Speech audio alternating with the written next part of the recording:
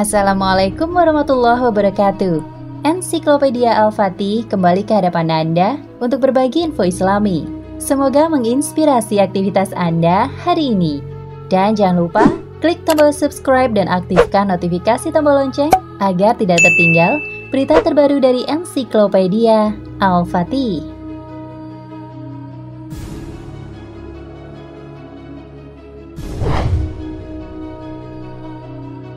Ada sebuah kisah legenda dari tanah Arab yang begitu masyhur hingga dikisahkan secara turun-temurun dan telah dialih bahasakan ke dalam berbagai bahasa lainnya. Kisah ini bernama Laila dan Majnun, sepasang kekasih penjalin kisah cinta abadi yang berakhir tragis. Kisah ini sebetulnya sudah dikenal di Persia, nama lawas Iran pada abad ke-9. Namun kisah cinta ini baru populer setelah dirangkai indah oleh seorang pujangga yang sama-sama asal Persia di abad ke-12 bernama Nizami Ganjavi. Oleh karena itu terdapat berbagai versi yang ditulis ulang oleh para penulis lainnya.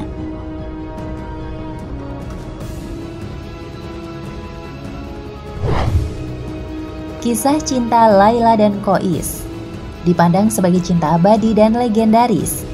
Sebuah cinta paling indah, menggetarkan sekaligus menguras air mata. Sebuah kisah cinta yang berakhir tragis. Ia telah menginspirasi banyak sastrawan besar dunia untuk menulis kisah cinta abadi yang senafas, seperti Romeo dan Juliet karya William Shakespeare, Romy dan Julie, Magdalena dan Stefan, karya Alphonse Karr berjudul Sous les Tilleuls, dalam bahasa Prancis berarti di bawah pohon tilia, yang kemudian diterjemahkan atau disadur dengan sangat apik oleh Mustafa Al-Manfaluti menjadi Majluddin dan Hayati dan Zainuddin dalam tenggelamnya kapal Van der Wijk karya Buya Hamka yang menghebohkan itu dan lain-lain.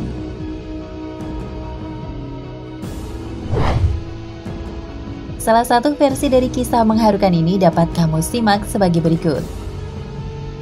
Awal mula pertemuan sepasang kekasih. Ada seorang lelaki muda bernama Qais.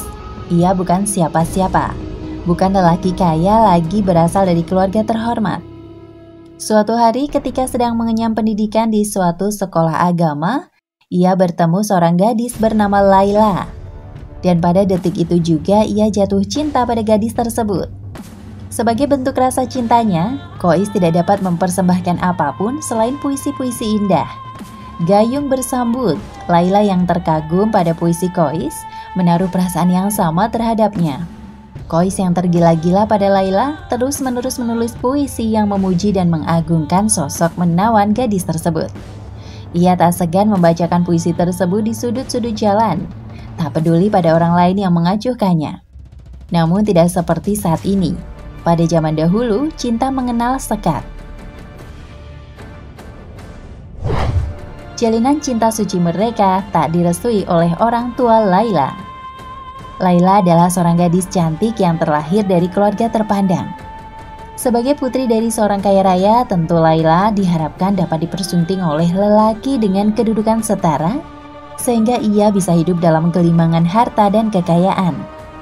Namun cinta yang dimiliki Laila adalah cinta suci yang hanya akan ia persembahkan kepada laki-laki yang sungguh-sungguh ia cintai. Dan ia telah menemukan sosok tersebut dalam diri Qais. Begitu usia mereka sudah matang, Qais yang dijuluki Majnun atau gila oleh orang-orang lantaran ketergila-gilanya terhadap Laila memberanikan diri untuk meminta restu ayah Laila. Hasilnya sudah dapat ditebak. Ayah Laila menolak mentah-mentah. Ayahnya beralasan bahwa jika pernikahan itu terjadi, kehormatan keluarganya akan tercoreng. Majnun yang terkejut mendengarnya tak kuasa menahan kesedihan. Majnun yang tengah putus asa kemudian meninggalkan rumah dan keluarganya. Ia memutuskan untuk tinggal di padang belantara yang dipenuhi hewan-hewan buas. Di sanalah ia menjalani hidup pengasingan dan kesendirian. Dalam keterpurukannya, ia tak henti-hentinya menulis puisi yang berkisah tentang kekasih pujanya tersebut. Sang pujaan terpaksa menyambung tali pernikahan dengan pria lain. Di sisi lain, Laila dipaksa oleh orang tuanya untuk menikahi pria lain. Pria itu bernama Ibnu Salam, yang datang langsung melamar Laila. Meski hatinya menolak, namun Laila terpaksa mengiyakan karena tak tega membawa aib bagi keluarganya. Sepanjang hidupnya, Ibnu Salam tak pernah sekalipun berhasil menyentuh Laila, apalagi menjamah kesucian Laila. Meski tetap menjalani peran sebagai istri yang baik dan patuh terhadap suaminya, wanita tersebut tak pernah sekalipun merelakan tubuhnya kepada pria tersebut. Berita menyakitkan ini lambat laun sampai juga ke telinga Qais si Majnun. Sudah barang tentu hatinya semakin tersayat mendengar kabar ini. Sejak saat itu ia memutuskan untuk menjauh dari peradaban dan menghabiskan sisa waktu sendirian di pedalaman hutan. Hari-harinya hanya ditemani oleh hewan-hewan liar yang secara ajaib kerap berkumpul di dekatnya, khususnya manakala cuaca sedang sangat tak bersahabat. Beberapa pelancong dari negeri seberang pernah melihat dirinya ketika mereka tengah bepergian dari dan ke dalam kota. Ketika menulis puisi, Majnun hanya bersenjatakan dahan kayu dan menulisnya di atas pasir. Kabar duka kepergian orang tua semakin menjatuhkan Majnun ke dalam keterpurukan. Bertahun-tahun kemudian, kedua orang tua Majnun meninggal. Mengetahui hal ini, Laila berniat mengirimkan kabar tersebut kepada Majnun. Ia menemukan seorang pria tua yang mengklaim sering melihat Majnun di gurun pasir. Melihat Laila memohon sesenggukan, Pak Tua akhirnya menyetujui permintaan Laila. Suatu hari ketika pria tua tersebut kembali menemukan Majnun, ia pun memberitahukan kabar duka ini. Tersiksa, terpuruk, dan menyesal mendengar kabar kepergian orang tuanya. Majnun kemudian bersumpah untuk menghabiskan seluruh sisa hidupnya di padang gurun ini. Beberapa tahun setelahnya, suami Laila meninggal. Meski tengah dirundung duka, wanita tersebut tetap berharap ia dapat berjumpa dan bersatu dengan cinta sejatinya selamanya. Sayang takdir tak berkata demikian.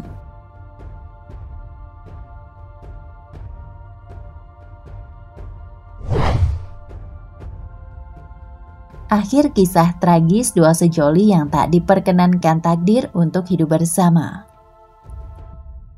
Dalam tradisi sukunya, Laila diwajibkan untuk berkabung atas kepergian suaminya selama 2 tahun penuh tanpa menemui orang lain sekalipun. Mengetahui hal tersebut, Laila menangis.